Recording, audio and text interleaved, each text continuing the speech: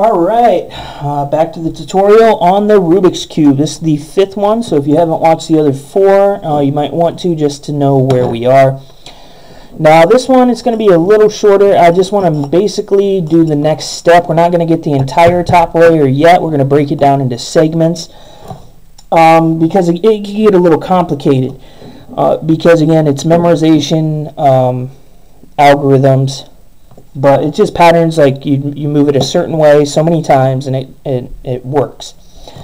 So basically what we want to do, this next step, we're going to get a yellow cross. Right now we have the 2 layers. So we're going to go ahead and get the cross here on top. You don't worry about the corners.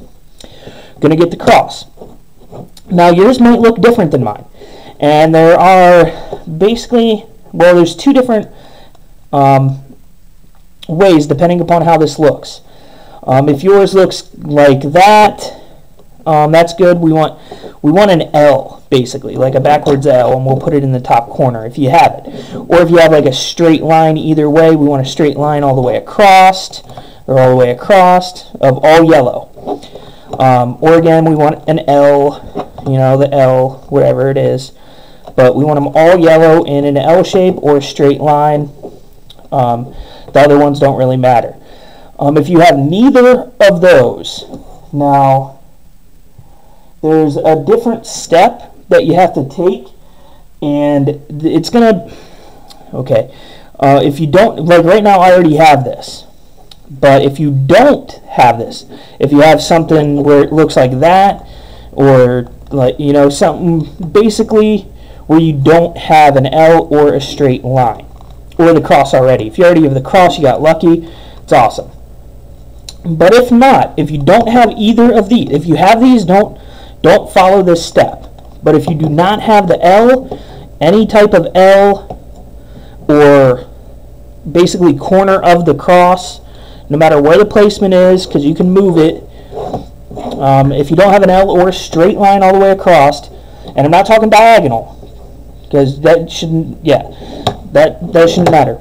So if you do not have that, go ahead and follow this step. But if you do have that, just wait, be patient, and I'll go over the next step here in a second. So basically what you want to go ahead and do, we're going to spin the front plate. Now this is the front plate here. And again, this is if you do not have the L, the cross, or the straight line. Spin the front plate clockwise. So that's clockwise, just once. Spin it 1 time clockwise. Now remember to keep this facing bottom the same, white on bottom. Don't like move it around or you're going to mess up everything. So spin the front plate once clockwise, and then the right side once clockwise. And then you want to go ahead and do the upper layer once. This is the upper layer here. Again, once clockwise. So this is clockwise if it was facing you.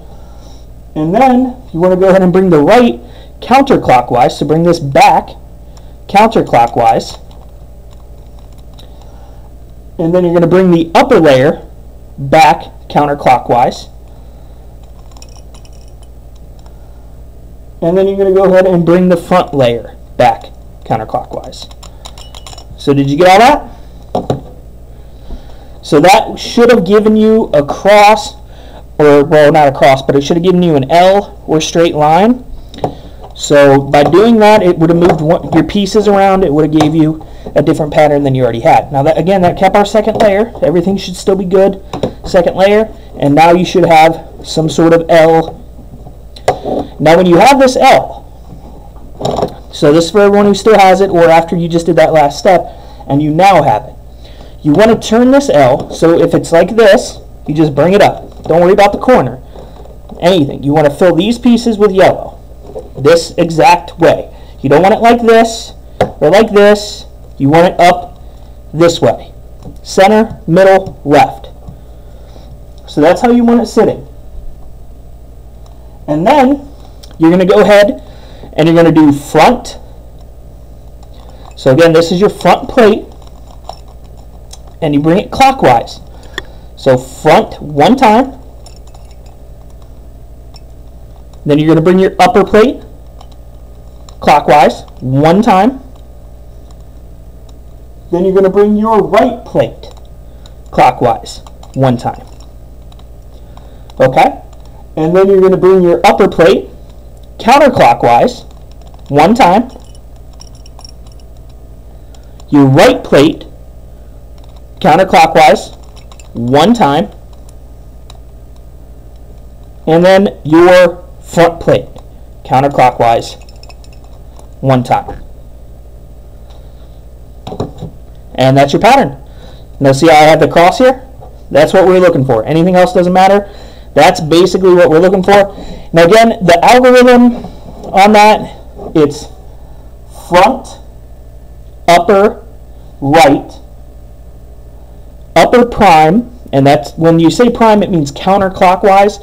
And when you just say, so front is front plate, right is the right plate, upper is the upper plate, and then you'll do your upper plate prime, so U prime, and then your right plate prime, which is R prime, and then your front plate prime, which is F prime. So again, that is F, U, R,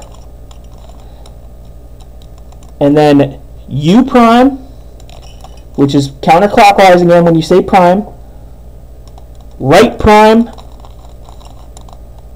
and then front prime. And that's basically all you got to do. Just remember that algorithm, get that pattern down, and basically practice this a few times, because sometimes you might get the other method, like I had that first algorithm I gave you for if you don't have the L, and you basically just have like this in a corner, or like this in two corners. There's no line or no L. But if you have the L, or even if you have this straight line. Now the straight line, that's going to be the exact same algorithm I just gave you for when you have the L. But you want to make sure your L or your straight line looks like this. You don't want it like that.